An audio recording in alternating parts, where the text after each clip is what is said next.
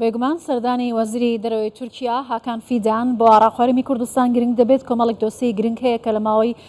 چەند ساڵی ڕابردوو لەگەڵ گۆڕانکاریەکان لە نێوان هەردوو وڵاتدا پێویستە باسی لەوە بکرێت هەرێمی کوردستان لەکوێی ئەم گۆڕانکاریانەدایە بەرژەوەندەکانی لەگەڵ تورکیا چین و تا چەندە دەتوانێت کاریان لەسەر بکات. من لەگەڵ میوانەکەم ئەم بابەتە باسەکەم بەڕێز ئازاد دۆسکی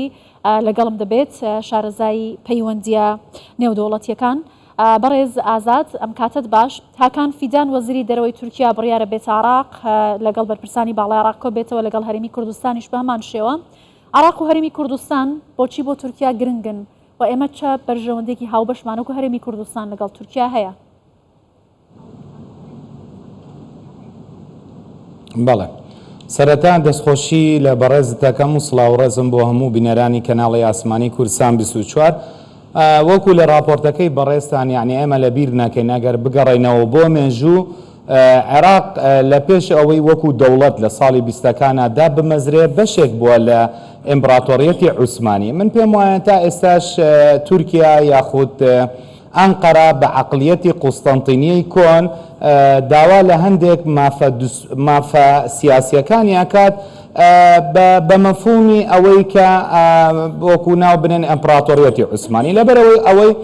کە بەڕێستان ئاماژە پێکرد ئێستا کێشەکان ئەوەی کە پەیوەستە بە نێوان ئەنقەرا و بەغدا پرسەکە زیاتر پەیوەستە بە ئابووریەوە و لە ناویشیانەوە پەیوەست بێت بە ئابووری نێوان ئەنقەرا و حکوومەتی فیدراڵی عێراق پەیوەستە بە پرسی نەوتەوە و لە ناویشیانە پرسی گواستنەوەی نەوتی هەرێمی کوردستانە بۆ بەندەری جیهانی تورکی. ئێمە لە بیر ناکەین دادگای پاریز ناوبژیوانی نێودەوڵەتی پاریز کە ژووری بازرگانی لە دوای ئەم ئاداری ئەم ساڵ ئەو بڕیارەی دەرکرد کە حکوومەتی تورکیای ئیلزام کرد بە قەرەبۆکردنی حکوومەتی فیدراڵی بە بڕی $1.5 بۆ بەڕێستانیش یعنێمە ئاماژە پێ بکەم کە ئێستا حکوومەتی عێراق سکاڵای دووەمیشی لەو دادگایە تۆمار کردووە. بەڵام ئەوەی کە لە راپۆرتەکەی بەڕێستان ڕەنگە من بیر و بۆ چۆنم جیاوازتر بێت لەو بەڕێزەی کە زیاتر کێشەکانی نێوان عێراق و تورکیا پەیوەست بێت بەو دادگایە چکە ئەگەر سەری تەبیعەتی یاخود سروشتی ئەم دادگای ناوبژیوانی پاریز بکەیت دادگایەکی اختیاریە یعنی لایەنەکان ئەتوانن ئیلزام بە بڕیارەکانی نەکەن و بیشیکەن. لەبەرەوە ئەمە دادگایەک نییە وەکو چۆن بڵێ لەسەر ئاستی نێودەوڵەتی سەربەنەتەوە یەکگرتووەکان بێت بۆ نمونە متحیدە بێت قەرارێکی دەرچوو ئەگەر دەوڵەتێک لایەنێک ئیلتیزامی پێوە نەکات ڕەنگە لە دوایەوە سزای بەدواوە بێت. لەبەرەوە پێم وایە شتی تر هەیە لەو بابەتەوە وەک لەوەی کە زیاتر بابەتەکە پەیوەست بکرێت بە دوو یاخود بڕیارەکەی پێشوە بۆ بزانیاری بەڕێزیشتان ئەسڵەن وەستاندنی ئەمە من ڕەئی یاسایی خۆمە وەستاندنی نەوتی هەرێمی کوردستان پەیوەست نەبووە بۆ بڕیارە خۆ دادگای باڵای فیدراڵی عێراقیش بڕیارێکی دەرکرد بەوەی کە قانونی نەوت و غازی هەرێمی کوردستان نەدستوریە وەکو سەرەتا ئاماژەم پێکرد ئەگەر دراسەیەکی ورد لە سروشتی ئەم دادگایە بکەیت بە هیچ شێوازێک ئەم دادگایە بڕیارەکانی مولزم نییە بەنسبەت ئەنقەرە چ بەنسبەت عێراق. ئەوە باسی نەوت بوو کە ئاماژەمان پێکرد بەڵام بەگشتی لە دوای دەستپێکی شەڕی ئۆکرانیا و رووسیا و پرسی وزە بۆتە پرسێکی جیهانی بە تایبەتی تورکیا نیگەرانە لەو ڕێککەوتنی کە عێراق لەگەڵ ئێران کردوێتی لە بواری هێناردەکردنی غاز و ئێستا شەوێت کە لە ڕێگەی نەوتەوە و هەروەها کارت بەکارهێنانی کارتی ئاو لەگەڵ عێراق ڕێککەوتن بکات. تورکیا دەتوانێت ئەمە بکات چی پێ دەکرێت؟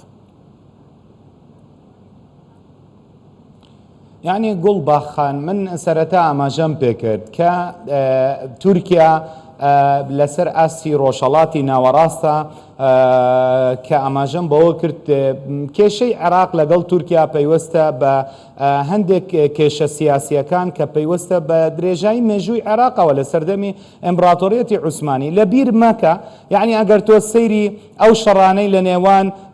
سەردەمی دەسەڵاتی سەفەویەکان و عوسمانیەکان ڕوویاوە بگرێ عێراق بەشێک بووە لە قوربانیدان لەو کێشە و ناکۆکیانەی کە لە نێوان عوسمانیەکان و سەفەویەکانە ڕوویە بگرێ هەرێمی کوردستانش. لەبەرەوە ئەم نیزاعە درێژەی کێشاوە تا ئێستا ئەوەی بەڕێزت دەڵێ زۆر ڕاستە تورکیا هەستی کردووە کە بەرژەوەندیەکانی تاران بە تایبەت لەگەڵ حکوومەتی فیدراڵی و فراوانتر ئەبێت. لە بیریش مەکە تورکیا زیاتر مەبەستی ئابووری هەیە چونکە ئێمە ئەزانین ئێستا تورکیا خۆی دراوەکەی بڵێ لیرە لە قەیرانێکی گەورەی ئابووریایە دەبینین لە بەرامبەر دۆلارە چ پاشەکشەی کردووە و لەسەر دوای ئەو بوومەلەرزە گەورەی کە بەداخەوە لە وڵاتەیە کە دیاردەیەکی سروشتی بوو بگرە بۆیە تورکیا پێویستی بە دۆزینەوەی سەرچاوی تری ئابووریە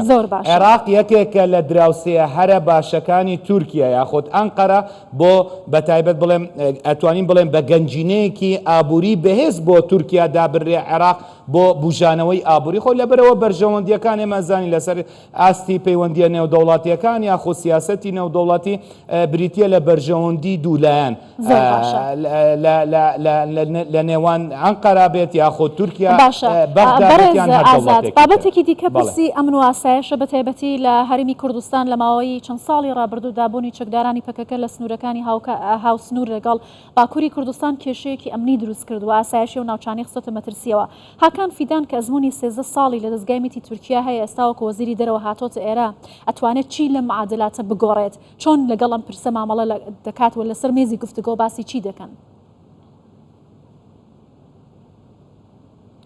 خۆی گوڵ بەخان یعنی ئەزانین چۆنە ڕەنگە تورکیا دەوڵەتێک بێ زیاتر دامەزراوەی بێت ڕاستە ڕەنگە ئەم کەسایەتیە پێشتر پلەیەکی سەربازی بە تابعی هەواڵگیری هەبووە بەڵام ئێستا لە پۆستی وەزارەتی دەرەوەیە بۆیە ئیشی وەزارەتی دەرەوە لەسەر ئاستی پەیوەندیە نێودەوڵاتیەکان من پێم وایە زیاتر چارەسەرکردنی پرسە سیاسیەکانە یاخۆ زیاتر ئەو پرسە سیاسیانەی کە تابعی ئابووریان هەیە حکوومەتی فدرالی لەگەڵ حکوومەتی ئەنقەرا من پێم وابێت لەسەر ئاستی سەربازیش هەمەهەنگیان ڕەنگە ئەم پرسە باز بکرێت بەڵام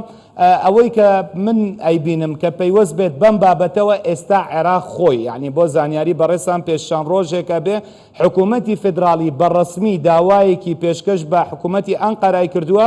کە ڕێگا بات دۆسەی نەوتی هەرێمی کوردستان بنێرێتەوە بۆ دەرەوەی وڵات چونکە من چەندین جار وتومە ئەگەر عێراق ببینە یعنی لەمەی کە نەوتی هەرێمی کوردستان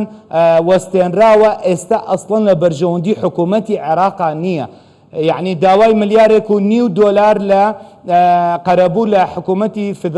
ئەنقەرای کردووە بەڵام سەری ئەو زەرەرەی بکە کە ئێستا ئەگەر بۆ نمونە لە پرۆژە بوجە قانونی عێراقا باشە ئەگەر هەرێمی کوردستان نەوت نەنێرێ بەپێ پرۆژە قانونی بوجەی عێراق چێ مولزمە ئەو بڕاپارەی مانگانە بۆ هەرێمی کوردستان بنێرێ وایە ڕاستەیانە لەبەرەوە من پێم وایە حکوومەتی فدرالی ئەسڵەن لە بەرژەوەندیەتی وەکو چۆن بڵێ ڕازمەندبوونی تورکیا وەربگرێت چکەن دەستپێنەکردنەوەی هەناردەکردی نەوتی هەرێمی کوردستان لە بەرژەوەندی حکوومەتی فدرالی عێراقا نییە خۆی گەشتوتە ئەو قەنەعەتە کە ناتوانێت ڕەنگە ئێستا ئەزانین کە